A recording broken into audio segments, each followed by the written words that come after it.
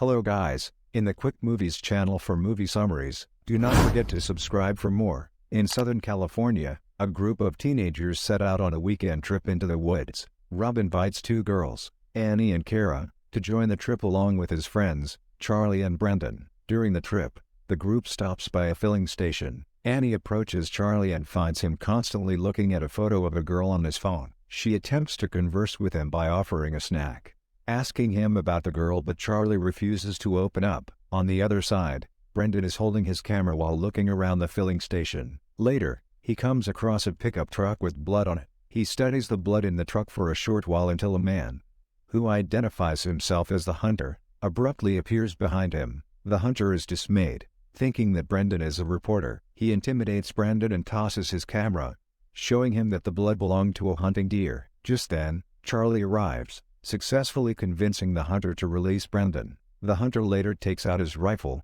scaring both Charlie and Brendan. In an instant, Brendan retrieves his camera and the group retreats to their car, driving away from the filling station. The group then makes fun of Brendan during the drive. In defense, Brendan talks about how strong the hunter was, comparing his grip to someone who practices kung fu. When they arrive at their cottage, Annie, Charlie, and Brendan explore around while Rob and Kara stay inside and make out. The three walk their way to a nearby lake, where Brendan attaches a motion sensor on a tree, saying that the device can help detect bears and anyone who will approach the cottage. Annie and Charlie continue towards the falls, as Annie tells him her memories with Kara in the place. Later, Brendan calls out the two, leading them to a seemingly abandoned small cabin that he found nearby. Inside, they find several heads of hunted animals, along with military equipment. When Annie inhales from a dusty surface, she suffers from an asthma attack. Charlie tries to come to her aid, but she treats herself easily using her inhaler. The three eventually discover that the cabin belongs to the hunter, who is a former astronaut, as they find his pictures framed on the wall. Just then, the hunter returns driving his pickup truck, causing Brendan, Annie, and Charlie to quickly get out of the cabin. Unable to use the door anymore, the three decide to sneak through the window and run away. Back in the cottage, Kara and Rob are interrupted by a news report showing an apparent buildup of clouds in many countries around the world. The cloud formation is labeled as the storm of the century, warning everyone to stay indoors. Kara appears more wary of the situation than the others, but when a call comes from her mother right after, she tells her that she is fine. From outside of the cottage, Annie, Charlie, and Brendan catch sight of the cloud buildup in the sky, marveling at the view. Meanwhile, a gathering is set up in a Blackbird military bunker. A group of officials reopen an investigation regarding Project Blue Book, a study about the reports of alien abductions in the country. They briefly review the history of the movement of the aliens between decades. A prisoner and former astronaut named Romanovich is brought inside for questioning. Colonel McAllen leads the questioning, urging Romanovich to tell them about his entire experience. Romanovich gives the officials a smug look for that the military suddenly needs answers from him now, but has been ignoring him since. As Romanovich provides information for the military, he warns Colonel McAllen that they cannot fight those creatures, but only prepare and respond during the aftermath of the events that are about to unfold. Afterwards, he shows everyone a strange-looking engraved mark on his wrist. Later in the cottage, Rob checks their car and finds that the battery is dead because the lights were left on. While charging the car battery in the cottage basement, they chat about the previous encounter in the hunter's cabin.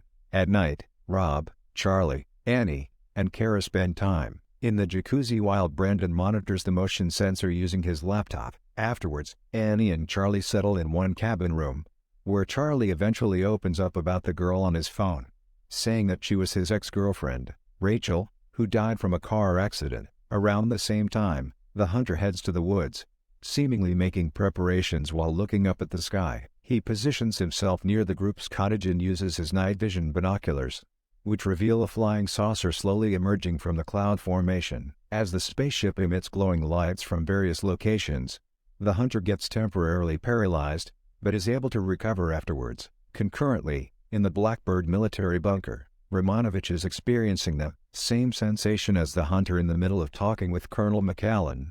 Back inside the cottage, Kara sleeps in a room with Rob. When she abruptly wakes up, she checks her phone and discovers a few missed calls from her mother, before she looks out to the window and stares at the dark red sky. Shortly after, Rob also wakes up and catches sight of Kara standing by the window. The storm grows stronger, but Kara's eyes remain fixated towards the sky. Rob gets up and slowly approaches Kara. When he turns her around, she suddenly passes out. Rob then calls the attention of Annie and Charlie from the other room to help Kara up, as she regains consciousness shortly after. Later, the group gathers in the living room through the instructions of Brandon. They realize that the hunter has been lingering near their cottage because the motion sensor detects his presence and reports to Brandon's laptop. It scares the group, making Rob go to the car to take his gun. However, on his way back to the cottage, Rob steps onto a gooey surface and discovers an alien hiding under the porch. He gets more frightened and rushes into the cottage with the gun. Filled with fear and confusion, Rob is unable to answer when the group asks him. Kara seems to be the only person in the group who has an idea about the aliens and the glowing lights. She slowly walks towards the window and continues to stare at the glowing red light outside. Just then, a shadow passes by the window area, making the group panic and turn off their lights. They ultimately decide on cutting their vacation short, devising a plan to leave the cottage immediately. But right in the middle of their brainstorming, Rob and Charlie engage in a heated argument, which stops when Kara tells everyone she suddenly feels unwell. While the rest of the group attends to Kara, Charlie notices something from the kitchen, where they find a red glowing creature that looks like a jellyfish. The jellyfish-looking creature hovers around the area and slowly approaches Brendan before it suddenly leaves the kitchen. From outside the cottage, the hunter quietly watches Brendan, Charlie, and Annie during their encounter with the creature. The red jellyfish creature later reaches the living room, causing Rob to panic and accidentally shoot Kara. Realizing what he has done, he rushes over to her. Rob carries Kara while the rest of the group runs to the garage to retrieve their car battery. But when they reach the garage, Kara is no longer breathing. Rob breaks down while trying to revive her, but to no avail. The rest of the group stops him, as they slowly accept that she is already gone. Rob, on the other hand, loses his senses and picks up his gun, aiming it towards them. Charlie rushes towards Rob to release the gun away from his hold, causing a brawl to ensue between the two. Charlie manages to subdue Rob, who falls unconscious in the garage, allowing the three of them to escape.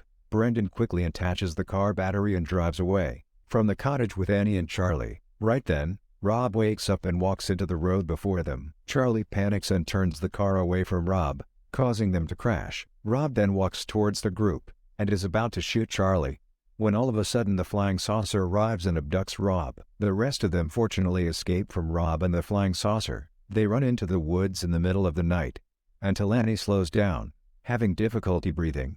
Brendan gets separated from Annie and Charlie while running, wherein his leg gets injured by one of the hunter's bear traps. As Brendan screams in pain, Annie and Charlie are able to reach him. While Charlie accompanies Brendan, Annie runs towards the hunter's cabin to call for help using the military communication device. Annie successfully contacts the military, but then gets horrified discovering an alien inside the cabin, causing her to run away. At the same time, the hunter appears behind Charlie. He watches the two boys closely, before approaches Brendan and removes the trap from his leg. When Annie arrives at the scene, the hunter gets spooked and defensively aims his rifle towards her. At this point, Annie tells him that an alien has entered his cabin. The hunter does not seem surprised by the news, as he gets up and drags along Brendan, Annie, and Charlie with him. He uses the three of them as bait for the alien, and successfully captures it using one of his traps. The hunter then shoots the alien dead before he takes them back to his cabin.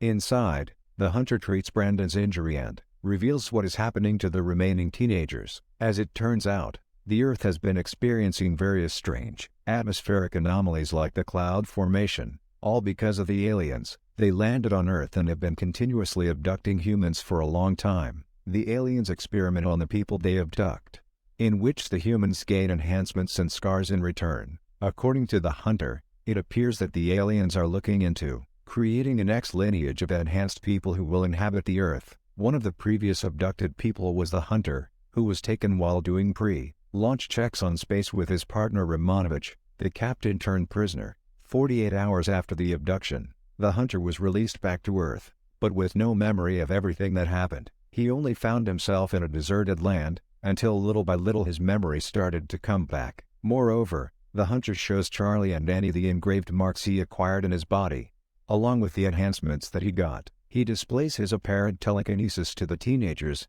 tossing a book away without touching it. Besides, he has long been preparing for his ultimate goal of ending the visit of the aliens to Earth for good. Later, the hunter goes outside to continue setting up traps for the aliens while Charlie and Annie try to sink in the information they learned. Charlie opens up to Annie, telling her the full story of his ex-girlfriend's death. On the day of the car accident, he was the person driving the car with her, and he has been carrying the guilt ever since. Afterwards, the hunter comes back in the cabin, dragging along a captured alien which he delightfully kills. Annie and Charlie decide to wake up Brendan and go to meet with their contact on the military communication device. The three are on the move when all of a sudden, a loud ringing noise breaks out in the cabin. When the ringing noise subsides, Annie and Charlie find that Brendan has disappeared from his spot. The two hide under the bed. As another alien enters the cabin, Charlie elbows the wooden wall beside him and makes it out of the cabin with Annie. They reunite with the hunter, who uses his rifle to shoot the alien inside the cabin. He then gives his boat keys to Charlie, instructing them to escape the place and not come back. The hunter believes that the aliens are approaching his cabin to pursue him because of his unfinished business with the aliens. As Annie and Charlie reach the boat, Charlie thinks that the lake is too exposed and it would be safer for them to escape through the trees. Annie, on the other hand, insists on using the boat to be able to meet with her previous contact. Charlie does not seem to trust her contact, and is worried that Annie might get abducted too. In turn, Annie decides to part ways with Charlie and takes the keys to the boat, leaving Charlie in the woods. However, she suffers from another asthma attack while trying to get the boat to work. Seeing this, Charlie runs after Annie and rides the boat to give her an inhaler. As they reunite on the boat, a light appears from the sky. Thinking that the light belongs to the military, Annie stands up and waits, but it turns out that it is coming from the alien's flying saucer, and Annie ends up being abducted. Charlie, on the other hand,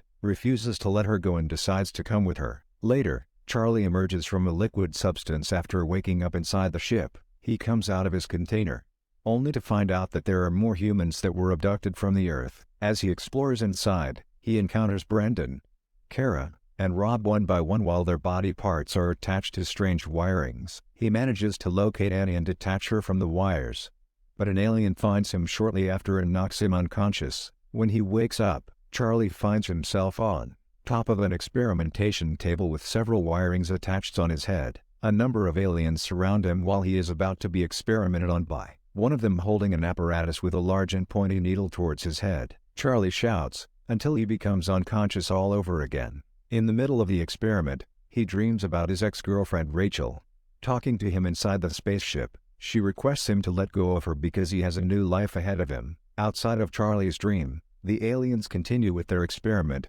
poking the large needle deep into his head until he bleeds. A few moments later, the teenagers all wake up scattered around their cottage without any memory from the incident of the night before, including the abduction and being experimented on. Charlie wakes up in the lake nearby with an engraved mark on his shoulder. Annie also awakens next to him with the same condition. As the two reunite, Charlie stares at Annie before he inches closer and kisses her. On the other side, Rob and Brendan retrieve their crashed car, finding out that they are stronger now. As they pull the car effortlessly, Kara, who was previously dead, is somehow now alive and happily reunites with Rob. Later, the news reports that the cloud formation has disappeared as the alien spaceship ascends and leaves the Earth once again. While watching the news report from his cabin, the hunter teases a dead alien that he had previously killed and skinned, claiming that the alien can no longer return to its home. Meanwhile, an international coalition has convened to determine a mandatory